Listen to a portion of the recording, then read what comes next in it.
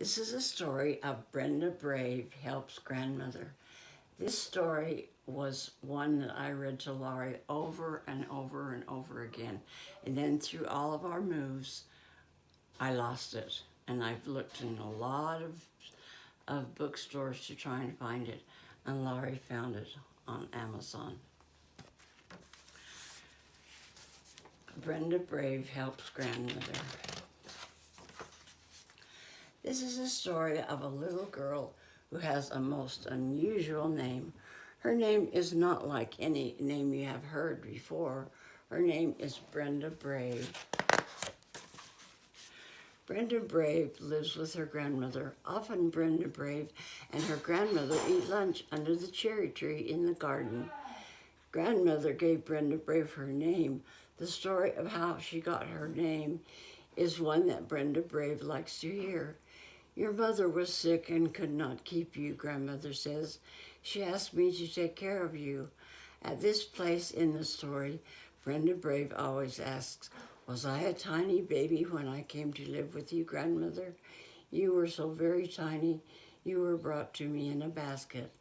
You did not even have a name. You had pink cheeks and brown eyes, and you looked so brave that I called you Brenda Brave. Brenda Brave and her grandmother are very happy together. Grandmother makes candy to sell in the town. Brenda Brave helps all she can.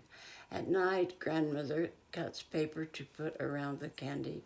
Brenda Brave watches until she falls asleep.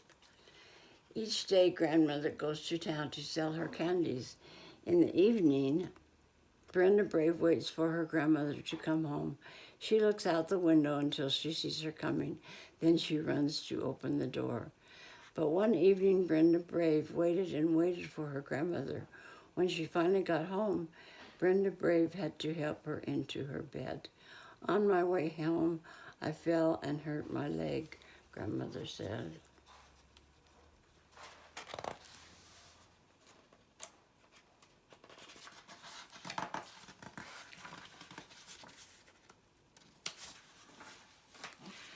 Brenda Brave brought home some tea to her grandmother and sat down beside her. I will take care of you, grandmother, she said. I can cook and clean the house. But Brenda Brave, Christmas will be here in one more week. Who will get the house ready for Christmas? And who will get the food for our Christmas dinner? I will, said Brenda Brave. But you are just a little girl. Don't worry, answered Brenda Brave. I can do everything if you will tell me how. You can see that Brenda Brave really was a brave little girl. Early the next morning, she started to work. First, she cleared the windows, cleaned. Then she put up clean curtains. Grandmother watched her from her bed. The red and white curtains made the tiny house look just like Christmas. Brenda Brave was proud, and so was Brenda Brave's grandmother.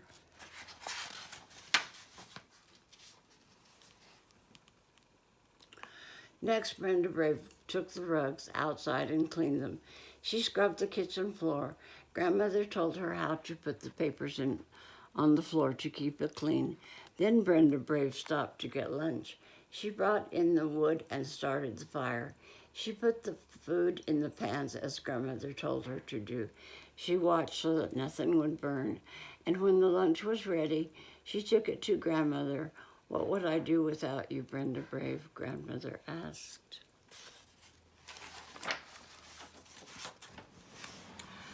After lunch, grandmother said, oh, the candy canes must be sold before Christmas. How can I get them to town? If we do not sell Christmas, there will be no money for Christmas. If we do not sell them, there will be no money for Christmas. Don't worry, grandmother, said Brenda Brave. I will take the canes to town.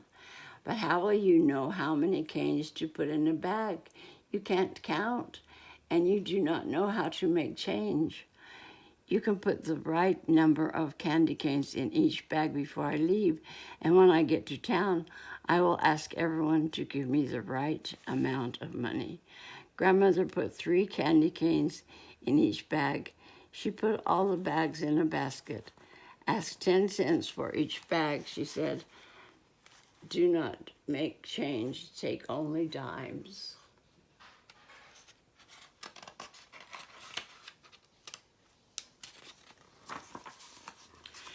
Brenda Brave walked through the snow to town. Grandmother's stand was on the main street. Brenda Brave took the bags of candy from the basket. She had a little box for her money.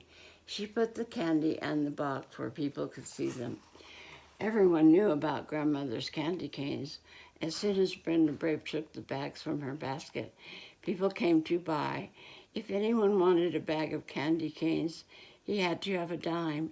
Brenda Brave did just as Grandmother had told her to do.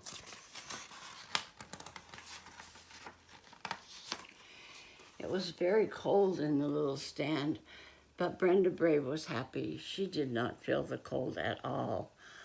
I knew I could do it, she said to the lady in the next stand.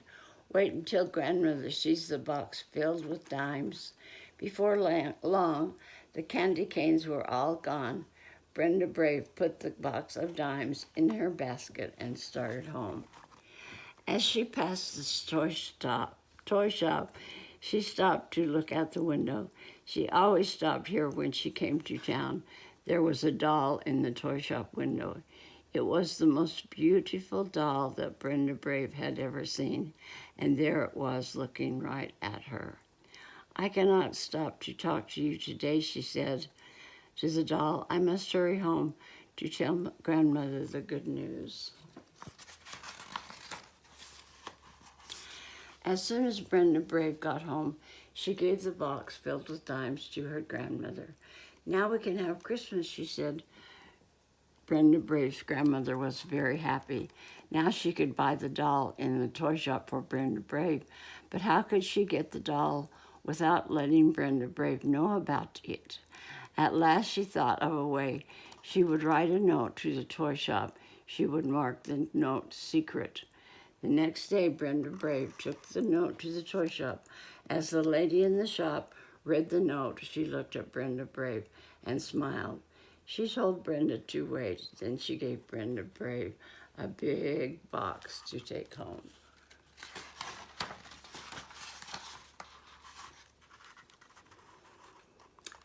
And so at last it was Christmas Eve. Brenda Brave and her grandmother had a Christmas tree and bright candles.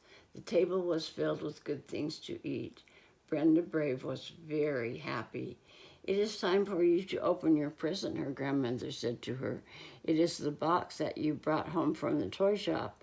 Brenda Brave hurried to cut the string and look inside, and there was the beautiful doll. There was another present under the tree.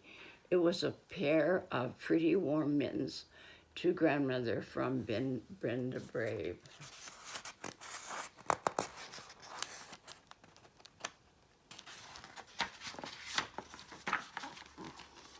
When it was time to blow out the candles, Brenda Brave picked up her doll. Then she kissed her grandmother and climbed into bed. Grandmother, she said, I am sure that this was the best day of my whole life. Grandmother smiled. This has been a happy day for me too, she said, but I am sure that the best day of my life was the day you were brought to me in a basket.